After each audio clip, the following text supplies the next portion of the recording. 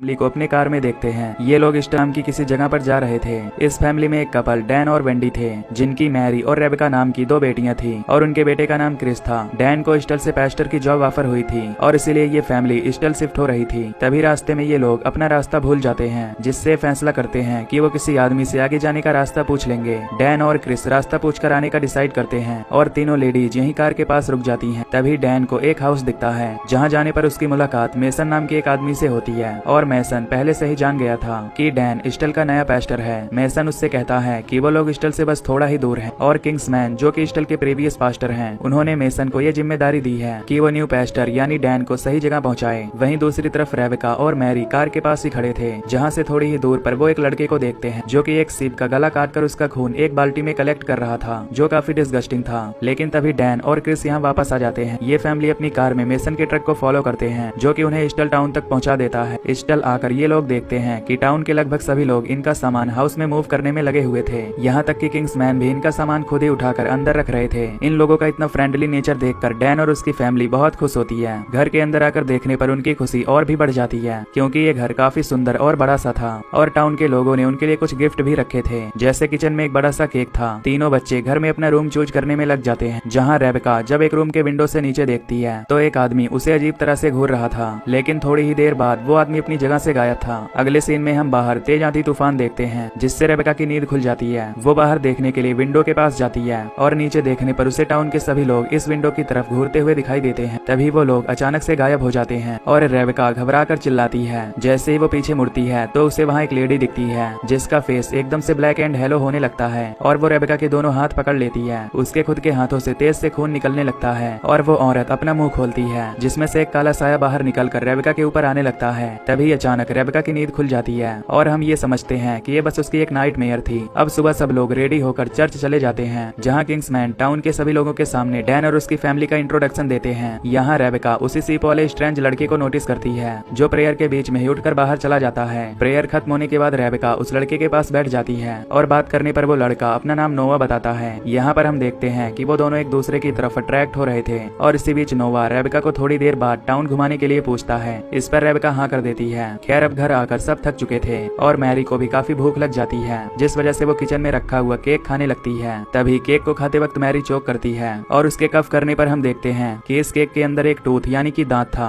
तभी यहाँ इनके घर पर नोवा आता है और रेबेका नोवा को केक वाली बात बताती है। ये सुनकर नोवा का कहना था कि ये केक एक ओल्ड लेडी ने बनाया था, जो कि 90 साल से ऊपर एज्ड है और ये दांत भी उसी का होगा, जो कि शायद केक में गलती से गिर गया होगा। यहाँ हम एक अजीब चीज देखते हैं कि नोवा चुपके से वो दांत अपने पॉकेट में रख लेता है और बाकी केक को डस्टबिन में फेंक देता है। इसके बाद नोवा और रेबेका बाहर टाउन में घूमते हैं, जहाँ बाकी लोग उन्हें देखकर थोड़ा अजीब तरह से घूर रहे थे। कुछ देर बाद ही मेसन वहाँ आता है और वो नोवा को आवाज लगाता है। मेसन नोवा से घर जाने के लिए कहता है, क्योंकि किंग्समैन ने उसे अर्जेंट ही बुलाया था। अब नोवा को जाना पड़ता है और रेबेका भी अपने घर वापस आ जाती है। घर पहुंचकर रेबेका को पता चलता है कि मैरी की तबीयत थोड़ी खराब है और वो अपने रूम में आराम कर रही है। रेबेका मैरी के रूम में जाती है और वो लोग नोवा के बारे में बात करते हैं, जहाँ उन्हें ये बड़ा अजीब लगता है कि नोवा किंग्समैन के साथ रहता है, क्योंकि जहाँ तक उन्हें पता था कि किंग्समैन की कोई फैमिली नहीं थी। वहीं दूसरी तरफ हम नोवा को अपने रूम में उसकी फैमिली की एक फोटोग्राफी लिए देखते हैं और वो इसे देखकर जिस तरह इमोशनल हो रहा था, उससे पता चलता है कि उसकी फैमिली उससे दूर हो गई थी। अब जैसे ही किंग्समैन रूम में एंटर करने वाला होता है, नोवा उस फोटोग्राफ को छुपा देता है। किंग्समैन और नोवा की बातों से हमें पता चलता है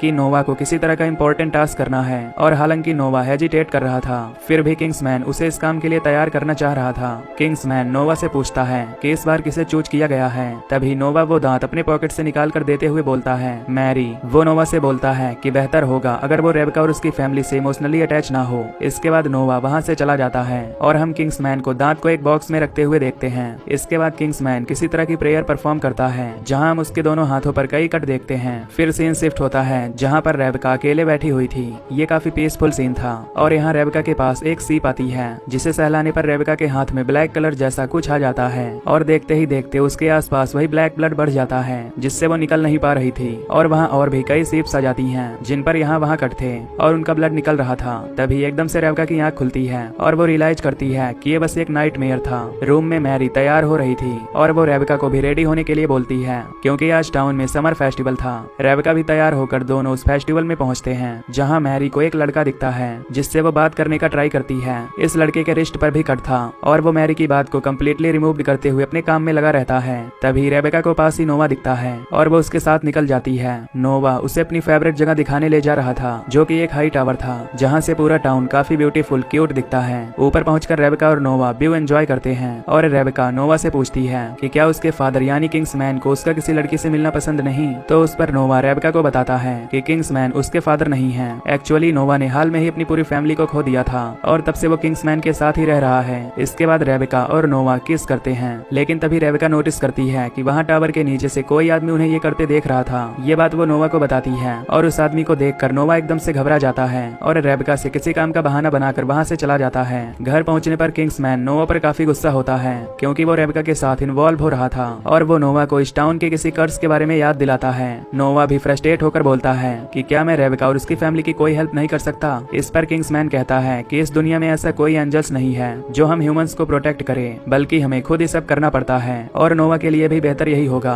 कि वो अपना रोल अच्छी तरह से निभाए। रात को रेबेका और उसकी फैमिली समर फेस्टिवल में पहुंचती है और यहाँ पर वो नोवा को किंग्समैन के साथ देखती है। यहाँ हम किंग्समैन के साथ उसी औरत को देखते हैं जो रेबेका की नाइटमेयर में आई थी। किंग्समैन उसे कुछ समझाकर भेजता है और नोवा को कुछ इशारे करता है, जिसके बाद नोवा मैरी और रेबेका को उसी औरत के पास ले जाता है जो कि एक बूथ पर ड्रिंक सर्व कर रही थी। रेबेका उस लड़की को देखकर काफी शॉक हो जाती है क्योंकि वो उसके हाथ पर वही कट नोटिस करती है जैसा उसने अपने सपने में देखा था। यहाँ हम देखते हैं कि वो लेडी मैरी के ड्रिंक में कुछ मिला देती है। अब नोवा और रेबेका अलग चले जाते हैं और यहाँ मैरी की तबीयत सडनली काफी बिगड़ जाती है, उसे चक्कर आने लगते हैं और वो क्राउड से दूर हट जाती है, जहाँ मैसन आकर उसे उठाकर कहीं ले जाता है। नेक्स्ट सीन में जब मैरी को होश आता है तब वो अपने आप को किसी बिल्डिंग में बंधा हुआ पाती है और उसके दोनों तरफ प्लेटफॉर्म पर कुछ लोग खड़े थे और ये पूरा सीन देखकर ये पता चलता है कि यहाँ किसी तरह का रिचुअल परफॉर्म किया जाने वाला था। तभी वहाँ किंग्समैन आता है और वो उसी बॉक्स में से वो टूथ निकालता है और अपने हाथ पर एक कट करते हुए प्रे करता है। इसके बाद वो कहता है एक्सेप्ट योर ऑफरिंग। किंग्समैन के हाथ से बहता हुआ ब्लड पिट के पानी में जाता है और इसी के साथ ये रिचुअल कंप्लीट हो जाती है। तभी हम मैरी को पजेस होते हुए देखते हैं। इसके बाद किंग्समैन मैरी को डैन के पास ले जाता है और उसे बोलता है कि उसे मैरी इस हालत में बेंच पर मिली। दूसरी तरफ हम नोवा और रेबेका को एक साथ बैठे हुए देखते हैं, जहां नोवा उसे सब कुछ बताने ही वाला था, लेकिन तभी क्रिस यहाँ आकर रेबेका को मैरी की हालत के बारे में बताता है और वो यहाँ से चली जाती है। घर पहुंचकर वो मैरी को उसके रूम में सुला देते हैं। तभी टेलीफोन रिंग करता है। ये कॉल किंग्समैन की थी जो डैन को तुरंत चर्च आने के लिए कहते हैं। डैन चर्च जाता है और यहाँ किंग्समैन प्रेयर कर रहा था, जो प्रेयर के बाद डैन से कहता है कि तुम एक अच्छे आदमी हो और तुम्हारी एक प्यारी फैमिली है, लेकिन गॉड ने तुम्हें चुना है, आई एम सॉरी। और ऐसा बोलने के बाद ही वो क्लोरोफॉर्म से डैन को बेहोश कर देता है। बाहर टाउन के सब लोग अपने अपने घरों में चले गए थे और यहाँ हम एक आदमी को खून से अपने हाउस के डोर पर एक बड़ा सा एक्स ड्रॉ करते हुए देखते हैं। ये वही खून था जिससे नोवा मूवी के स्टार्टिंग में सीप को मारकर बकेट में कलेक्ट कर रहा था। फिर सीन रेबेका के घर पर शिफ्ट होता है, जहाँ रेबेका मैरी के रूम में उसे चेक करने जाती है, लेकिन उसे मैरी अपने बेड पर बैठी हुई दिखती है। मैरी के पास जाकर रेबेका देखती है कि मैरी की आईज भी उसी तरह की ब्लैक होने लगी हैं, जैसे उसने अपनी ड्रीम में उस लेडी को देखा था। रेबेका काफी डर जाती है और वेंडी को आवाज लगाती है। वेंडी के यहाँ आने के बाद मैरी बेहोश होने लगती है और सिंक के पास पहुंचकर वो अजीब सा काला लिक्विड वॉमिट करती है।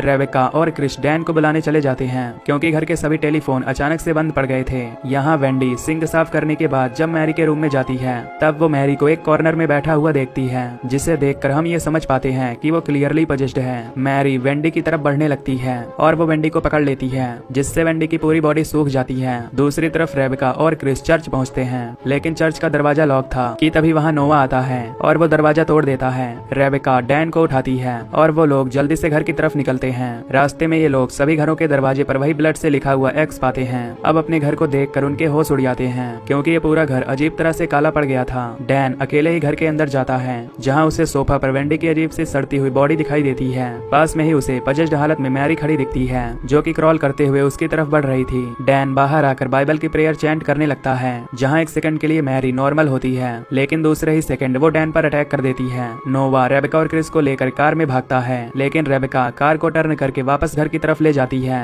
ये लोग कार से ही देखते हैं कि मैरी डॉन को जान से मार देती है। वो उनकी तरफ बढ़ने लगती है। नोवा कार को वहाँ से भगा लाता है और थोड़ी दूर जाने के बाद रेबेका नोवा से लड़ने लगती है क्योंकि वो भी इन सब में इन्वॉल्व था और उसने रेबेका को झूठ बोला। इनकी बहस के दौरान क्रिस मैरी को यहाँ पर नोटिस करता है और वो भागकर आसपास के घर में एंटर करने की कोशिश करता है, लेकिन कोई भी अपना दरवाजा नहीं खोलता। मैरी उसके पीछे आ रही थी और क्रिस भागकर एक घर के ढेर में बने डॉग एंट्रेंस से अंदर जाने का ट्राई करता है, लेकिन मैरी उसका पैर पकड़ लेती है और क्रिस किसी तरह अंदर तक घुस जाता है, लेकिन इस अफरा तफरी में उसका वह पैर बुरी तरह से जख्मी हो गया था। घर के अंदर खड़ी फैमिली क्रिस को घर से बाहर बाहर निकाल देती है, जिसके बाद मैरी क्रिस को भी मार डालती है। अब मैरी रेबेका की तरफ बढ़ती है और नोवा उसे बताता है कि एक ऐसी ही जगह है जहां वो सेफ रहेंगे, जिसके ठीक बाद वो दोनों भागते हुए एक बिल्डिंग में पहुंच जाते हैं। ये वही जगह थी जहां मैरी के ऊपर रिचुअल परफॉर्म किया गया था, जहां किंग्समैन वही सामने खड़ा था और प्लेटफॉर्म पर दोनों तरफ लोग थे। नोवा रेबेका को उसी पिट के पास ले जाता है और मैरी भी यहाँ आती। फिर अचानक रेबेका नोटिस करती है कि नोवा ने उसके रिस्ट पर कट कर दिया है। रेबेका के हाथ से ब्लड को वो उसी पिट में फ्लो कराता है